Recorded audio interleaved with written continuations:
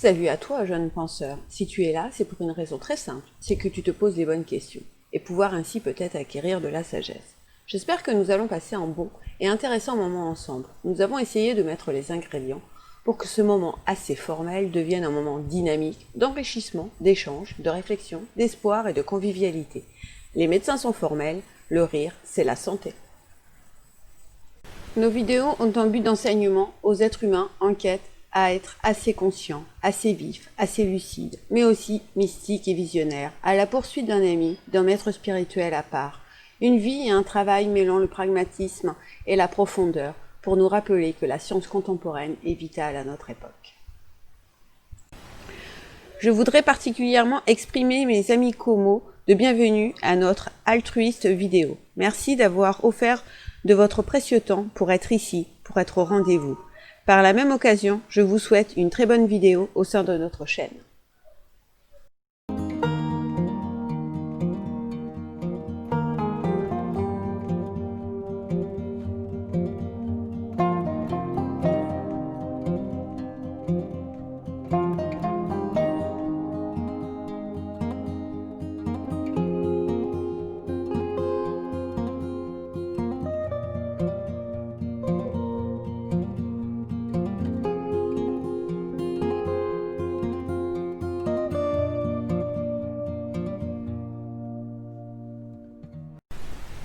Le pouvoir des mots. Ce fameux travailler dur donne-t-il aussi un travail heureux? De nos jours, nous sommes tentés de trouver comment amener les individus à un niveau de performance quotidien et qu'ils en trouvent une satisfaction à un niveau de performance où elles pourront soi-disant pleinement s'épanouir. Et en effet, ce qui est le plus important, c'est la manière dont on perçoit les choses sur 3 critères. Le niveau d'optimisme, l'environnement relationnel et la capacité à voir le stress. Bref, comme des défis ou comme une carotte, et ainsi voir le travail heureux grâce au développement personnel plutôt que comme des menaces du travail dur.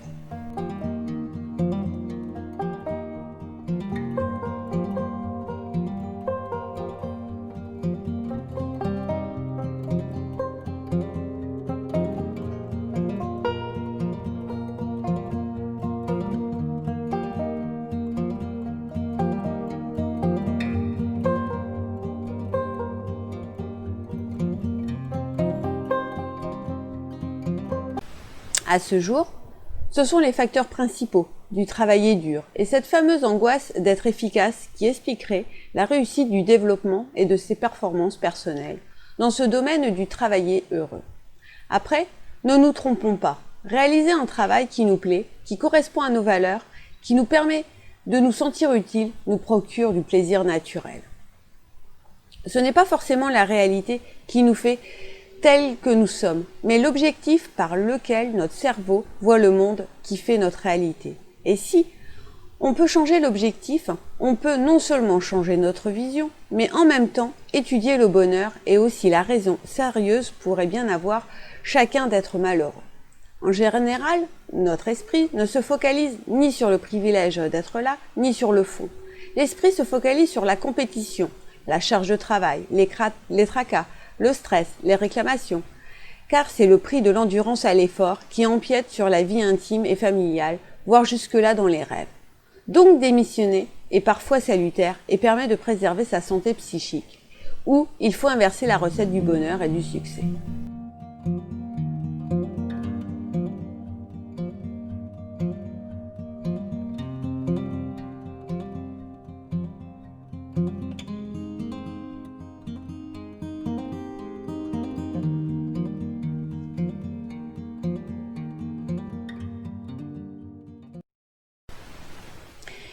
Si le bonheur est de l'autre côté du succès, votre cerveau n'y arrive jamais.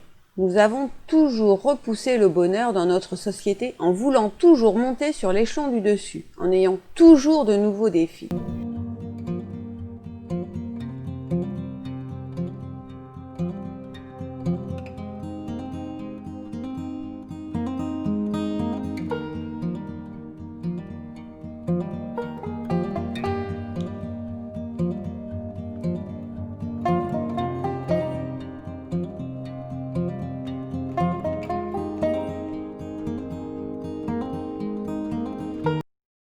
L'accomplissement des objectifs rend heureux sur l'instant, sans aucun doute. Après, dès l'instant passé, c'est un peu un leurre, car travailler dur exprime ne jamais pouvoir relâcher. Et c'est parce que nous croyons qu'il faut réussir avant d'être heureux.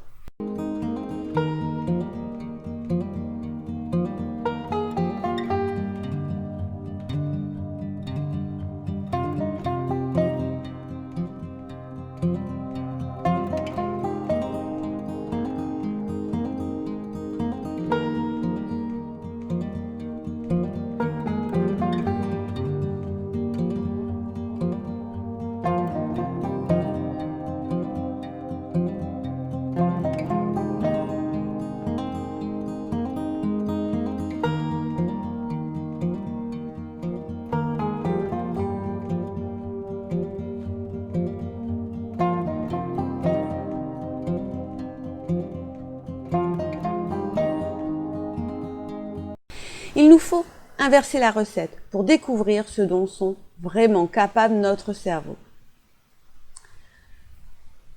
Non seulement votre bonheur vous rend plus heureux, mais il met en route vos fonctions d'apprentissage et vous permet de vous adapter au monde d'une façon différente. Pour cela, il faut en prendre conscience et permettre à notre cerveau de se débarrasser de l'hyperactivité culturelle de notre société d'aujourd'hui.